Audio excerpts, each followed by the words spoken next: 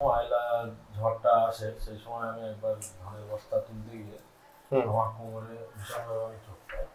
এটা ছিল 2008 সাল। তো সেই সময় আমি প্রায় পাক্কা 15 দিন তো ফার্স্ট টাইম একদম ফুল বেড রেস্টে চলে যায়। তারপরে দিনের পর দিন আমি কিন্তু মানে আস্তে আস্তে খারাপ হতেই থাকে। এমআরআই করার পরে গিয়ে আমাকে বলে সাজেস্ট করা হয় যে আপনি সার্জারিতে যান। 5 4 5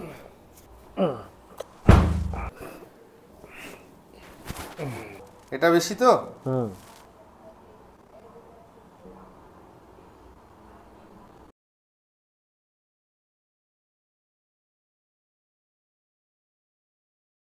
আগের থেকে একটু কম হয়েছে, অন্তত বলবো না যে একেবারে পুরোপুরি 100% সঠিক হয়েছে। তো মোটামুটি আপনি ধরে রাখেন 50 to 55% এখন আমার মোটামুটি অনেক আগের থেকে ভালো।